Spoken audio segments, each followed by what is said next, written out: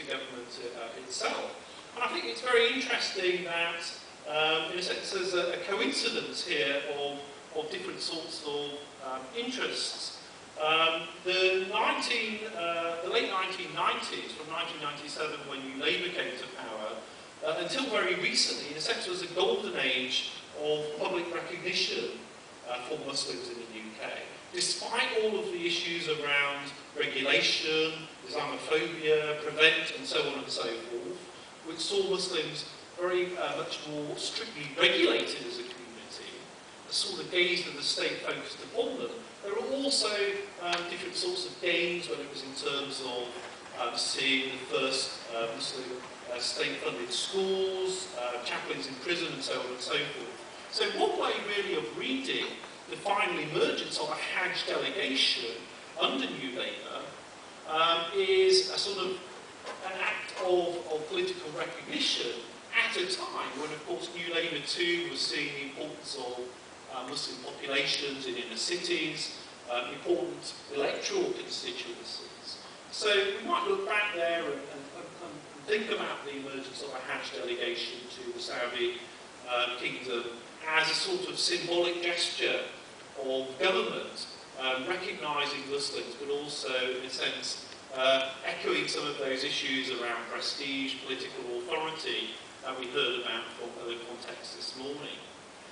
It's interesting that this was the first time that a non-Muslim country had taken on such an initiative.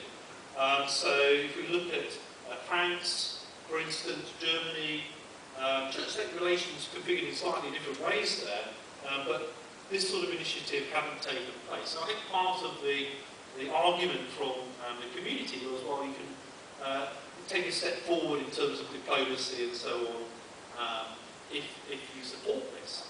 So from 1999, a delegation, first with Lord Ahmed, of Pakistani background, in some ways perhaps part of the same networks as ABH, he led the first delegation. And then in recent years, it's been Lord Patel. Again, slightly different network, the Indian Gujarati network. Now, the dignitary would go along, there would be consular advice available, and perhaps most crucially, several volunteer medics. And I know that this has been really, really appreciated. The tour operator I talked about earlier really said, well, you know, if somebody did die in Mecca or Medina, if there wasn't a delegation there, I would have to leave my 400 pilgrims and go and attend to this one. But if there was full support there, then it does make things an awful lot easier. Also, the delegation allowed pilgrims to liaise in Mecca rather than having perhaps to travel to Jeddah, or if they were in Medina, to go to Riyadh. So, in many ways, I think seen as a very positive thing. But more recently, in 2010, we saw the support for volunteer medics discontinued. There was some discussion about that. Was it about the financial crisis? Those at the FCO, rather they suggested that this was a service that really was without precedent. There was a reduced demand in any case. There were figures to support that. And also too, and I heard this from at least a couple of people, that there was improved local provision in Saudi. I think the key issue perhaps was the issue of language. This was something that many people suggested was a key issue too. If you could approach a medic who spoke English, then you would have that much greater confidence. Now this is the final slide. I'll finish up here, really just pointing you to some of the work that's gone on in the Trading Standards Department of the London Borough of Tower Hamlets. Again, it brings us back to those rogue traders, if you like. I talked to one of the officers there who'd been very prominent in a case which saw an operator abscond with over £5,000 and hundreds of passports. And he told me that Again, reflecting this sort of political dimension, but on a smaller scale, the British Bengali mayor of Tower Hamlets and also various Bengali heritage councillors in the borough had really said, well, you know, this looks very bad.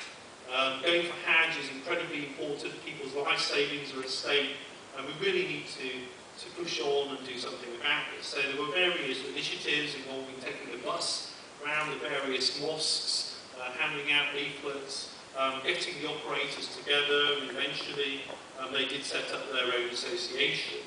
So in the last couple of years there have been just 34 complaints about the Hajj industry, but I guess if one begins to multiply that across the country, it still suggests there are hundreds of pilgrims every year that aren't quite having the experience that they'd hoped for.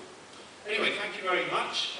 I'll leave it there, and sorry for that whistle-stop tour, but I hope it's beginning to put down some new research that hopefully will carry on in the future.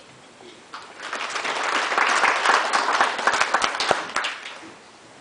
Thank you, Sean, for that. That's really, really interesting to bring it up to the present day. And as you said, there are so many connections with the past here that I think is very instructive to look at the two things together.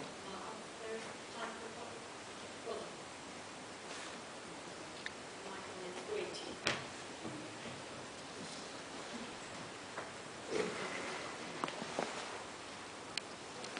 Thank you very much. In the past, trade has been quite a big factor, and I'm just wondering now if it's far more of just a purely spiritual thing, or has your survey managed to include trade figures and things like that within it? We didn't seek that sort of information. I mean, just one of the two things that popped up in a conversation.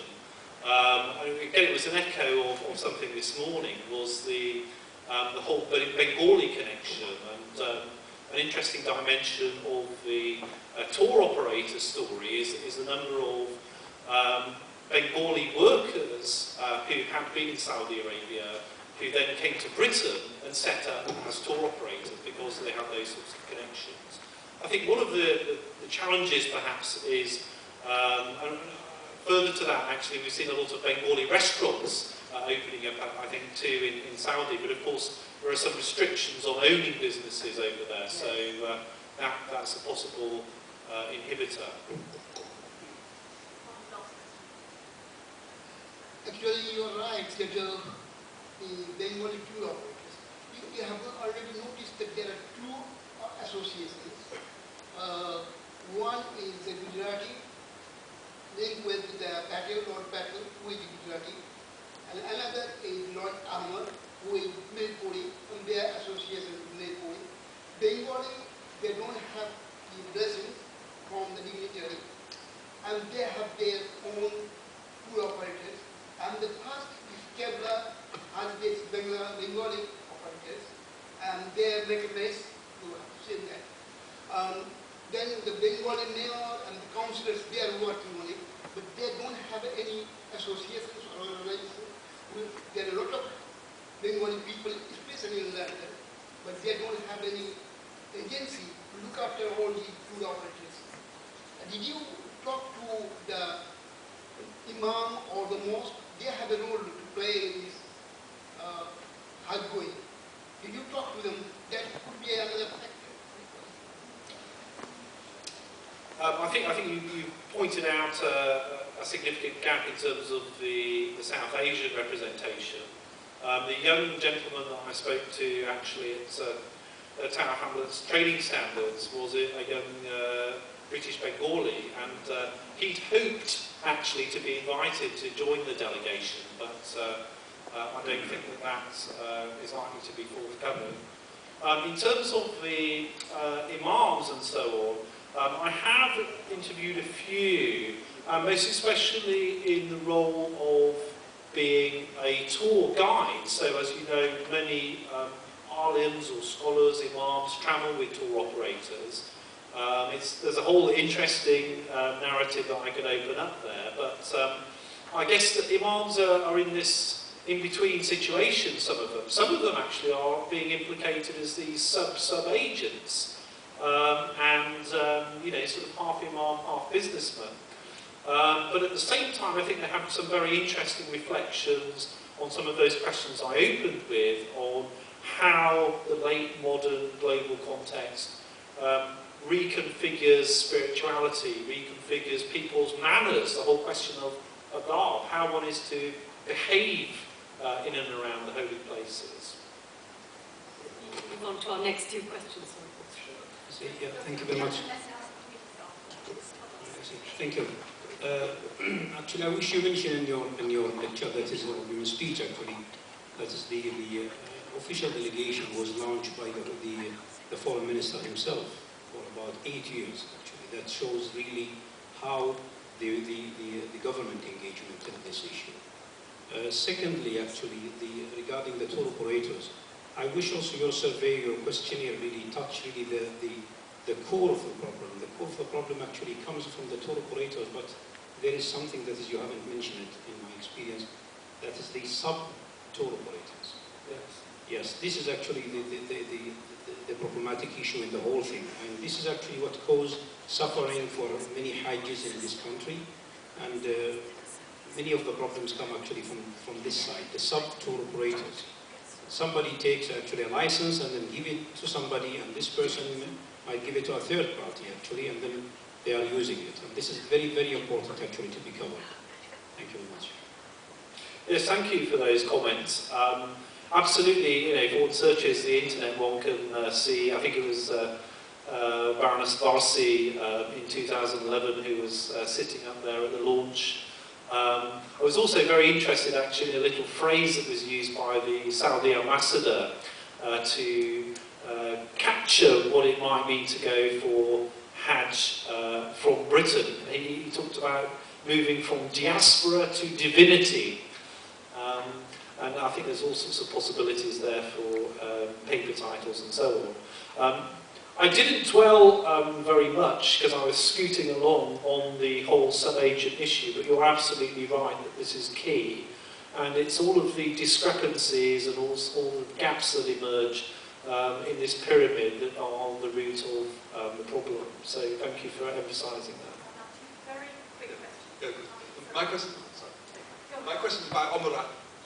Although Umrah is less expensive than going on Hajj, I would be inclined to expect that the rise in Umrah travel will be mostly for more affluent people, perhaps people who have already done Hajj but want a holy day, so to speak. Have you any data on that? Yes, I think what's interesting is that in terms of the survey, that there are quite high rates of Umrah going reported.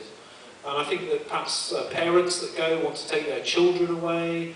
Umrah especially opens up this whole question of the boundary between holiday and pilgrimage. Its way on route to South Asia is also interesting. I'm asking if it's mostly for richer people. That's what I'm asking. Yes. First and foremost, I'd like to congratulate Sean on his research. I think it was much needed, and I think it proves a point that the Hajj industry in Britain is growing. Just wanted to elaborate quickly on the point that you made earlier about the World Hajj and Umrah Convention that took place last month here at the British Museum. Yes, it was agreed unanimously, and we have formed a British Hajj and Umrah Council looking at the exact problems that Dr. Dubian has just mentioned about sub-tour operators and others. And as a council, as a British council, we have 6 bodies across the UK, all united to try and address the issues. But more importantly, trying to establish something that we can work hand in glove with the government, but stay independent.